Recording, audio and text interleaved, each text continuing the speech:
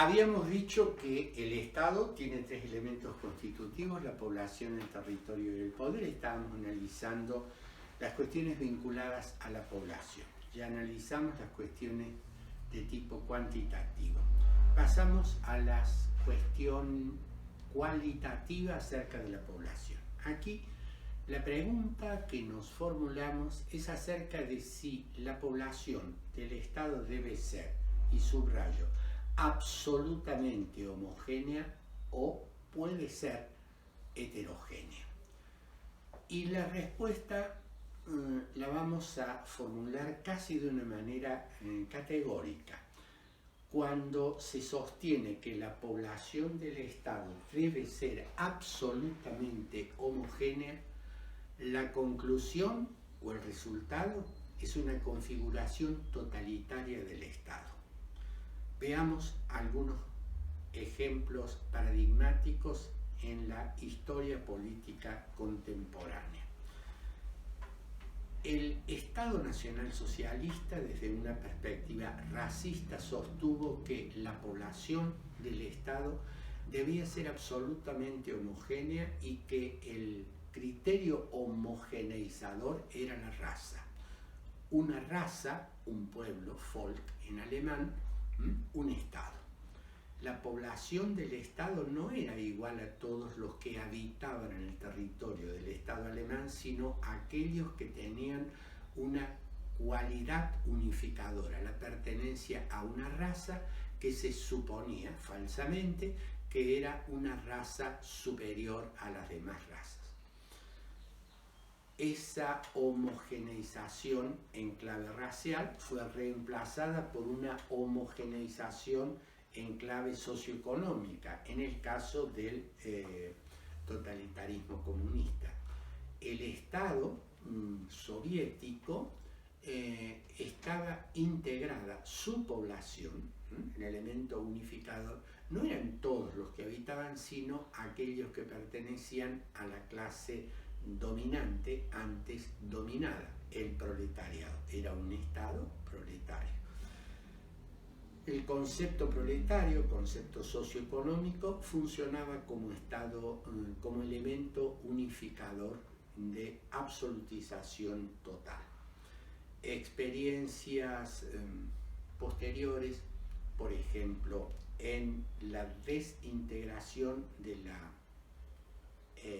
ex Federación Yugoslava, cuando el nacionalismo serbio domina el nuevo escenario político y plantea las políticas de limpieza étnica, aparece la condición étnica como elemento unificador de ese nuevo Estado, una nueva versión totalitaria. Ocurrió lo mismo en el genocidio de Ruanda, país fronterizo a Burundi, allá en los 90, cuando una mayoría Hutu se impuso a la minoría Tutsi y procuró homogeneizar en clave étnica a la población del Estado de Ruanda.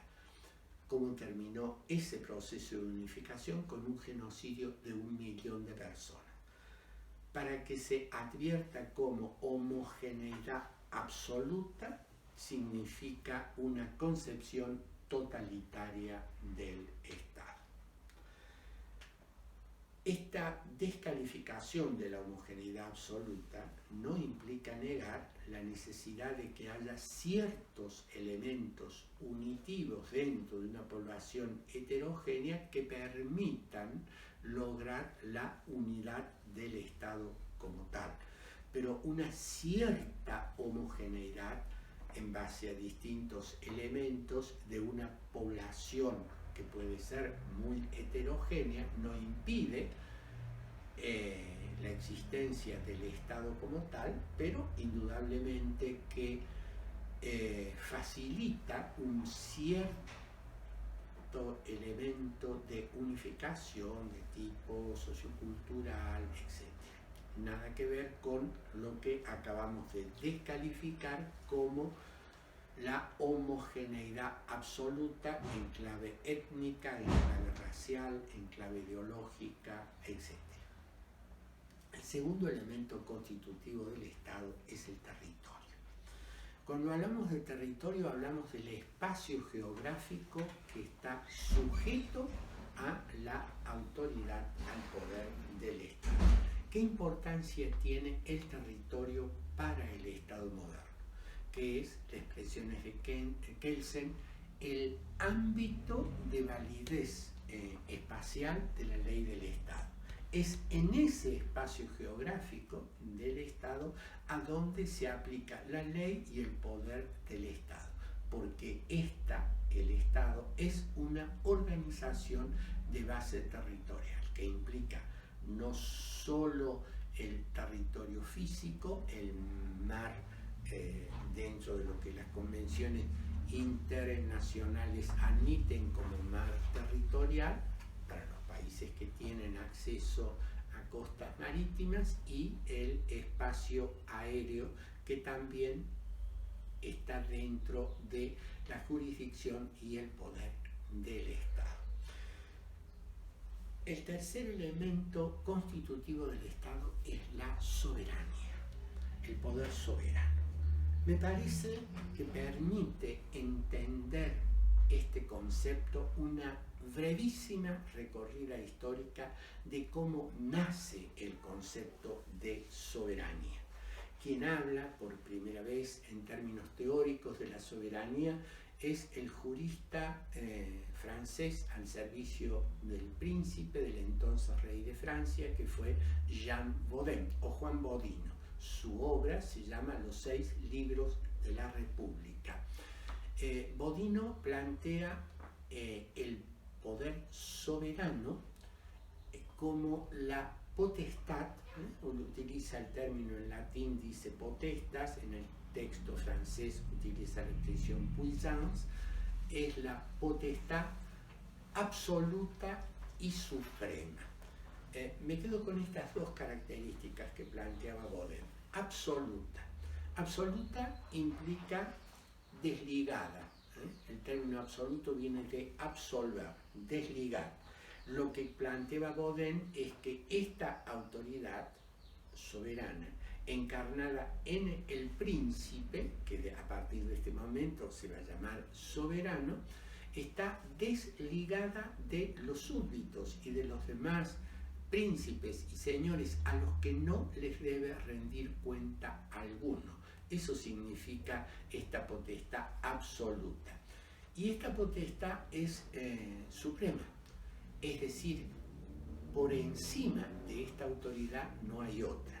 El antiguo esquema medieval suponía que por encima de príncipes y señores estaba el Papa y el Emperador, los cuales a manera de árbitros podían intervenir sujetando, condicionando o pidiendo explicaciones a los poderes temporales de aquel prolífico mundo poliárquico que era el mundo feudal. Si alguien debe rendir cuentas hacia abajo, dirá Bodin, o si alguien está subordinado a una potestad por encima de él, no es soberano. Y así nace esta idea de que el Estado moderno, en cuanto Estado soberano, es la autoridad más alta sobre la cual no existe ninguna otra autoridad. De tal manera que las relaciones interestatales se darán a través de acuerdos entre iguales, es decir, los estados soberanos. De allí nace el derecho internacional.